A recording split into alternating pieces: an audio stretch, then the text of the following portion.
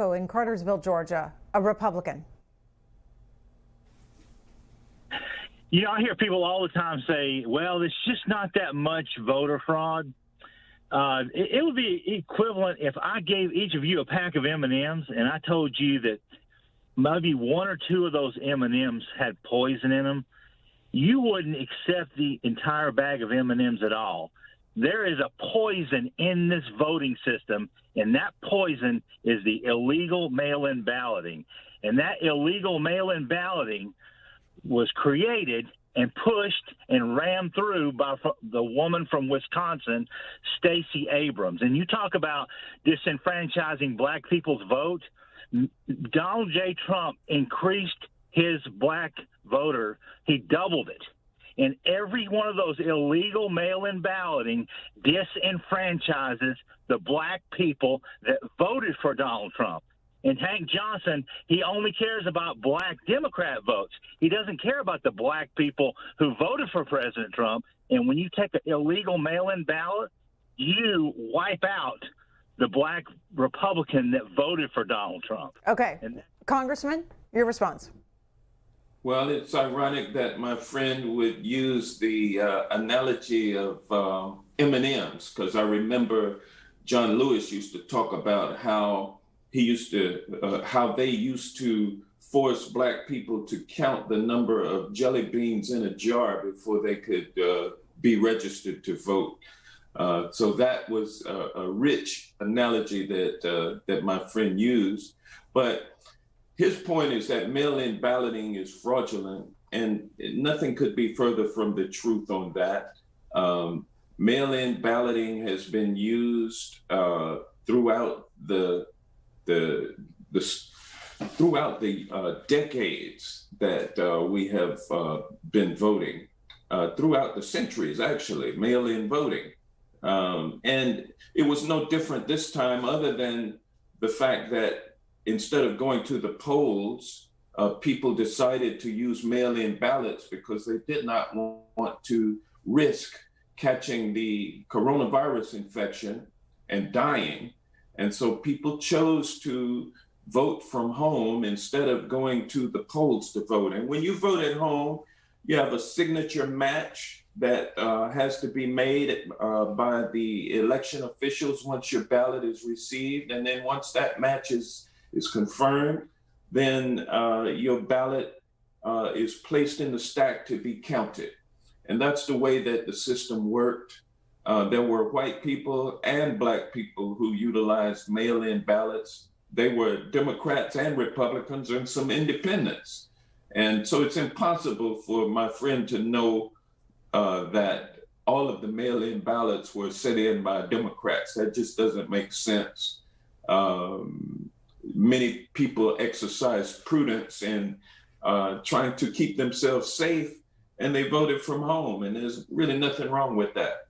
Congressman, I want you to respond to your colleague from Georgia, Republican Buddy Carter, who was just on the show, and he said the president is justified in his legal challenges. Here he is.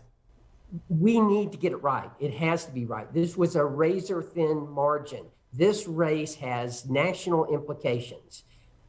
Changing Georgia could change the outcome of the election and could lead to other states looking into different things. So I don't think that it's out. I think that Donald Trump and that campaign has every right to challenge this. And as we've seen already, we've had some things turn up that we can improve on and make sure that they don't happen next time. And when you're talking again about a razor thin margin like we're talking about, then certainly these things are important. But no, I don't think it's a sham. If the Democrats if these roles were reversed and the Democrats had called for a recount, that's what we should do. We should make sure that we're getting it right. Everyone, every Republican, Democrat, Independent, we all want the same thing: fair, transparent, honest elections. Congressman? Well, a recount has been performed in Georgia, and it did not have to be performed because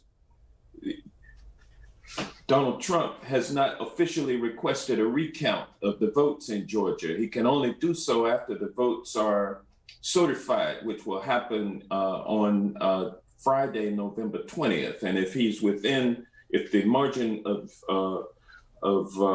defeat is 0.05 or less, then he has a right to an automatic recount.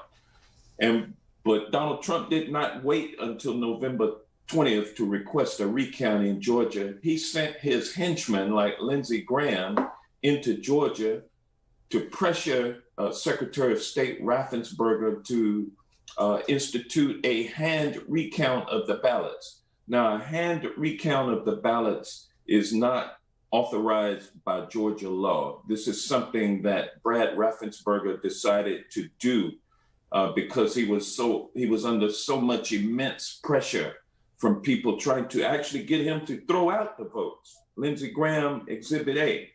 But to his credit, he did not go that far, but he did do something that the law does not require him to do, and that is to call for a hand recount of the ballots before he had actually certified the votes. And so that's what has happened here in Georgia. And the only reason why it happened like that is because Donald Trump is trying to steal this election.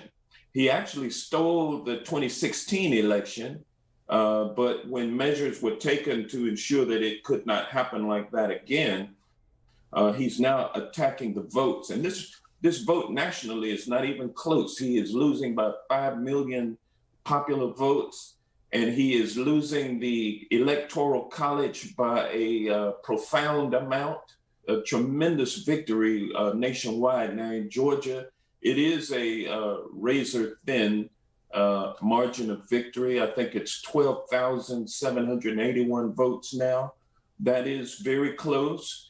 And Trump will have the right to ask for a recount once that count is certified on November 20th. So he's actually going to get 2 recounts in Georgia. And it's not fair that the Georgia Secretary of State would choose to do a hand recount for 1 vote under immense pressure to do so, but in another series of votes, he can decide that I'm not going to do a hand recount. That's something that we need to correct in Georgia law, because one law should fit everyone and everyone should live in accordance with that law. Stephen in Connecticut, independent. Hey, thank you, Lady Greta, for taking my call. I want to focus in on Get Out the Vote efforts. I donated to Stacey Abrams' Fair Fight organization so that the 2 senators can win this race. You know, after the draconian tax restructuring that really hit me hard, I'm ready for a change. I would like to see, youth people, young people. There's going to be a whole group of them that are going to be eligible to vote in this runoff election. I mean, I want to see people get masks on, put gloves on, knock on doors, make phone calls, get former President Obama down there, get Vice President Harris and President Biden down there. Get out the vote. What are you guys doing to drive this vote? Congressman? Well, that's exactly what the plan is, to do everything that you mentioned. And so first, with respect to registration, massive numbers of voters in Georgia are already registered. I think it's over 90%. But of course, there are 17-and-a-half-year-olds who will turn 18 before January 5th. And those folks have a right, those folks have an ability to get registered to vote. And we have up until December the 7th to register new voters. And so there is a vibrant effort being made to register those voters who remain unregistered.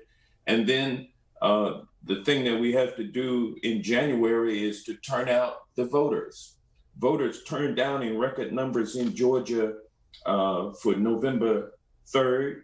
And we've got to repeat that same success on January 5th. And so massive amounts of work are being put in to ensure that we get that done. So I thank you for your observation.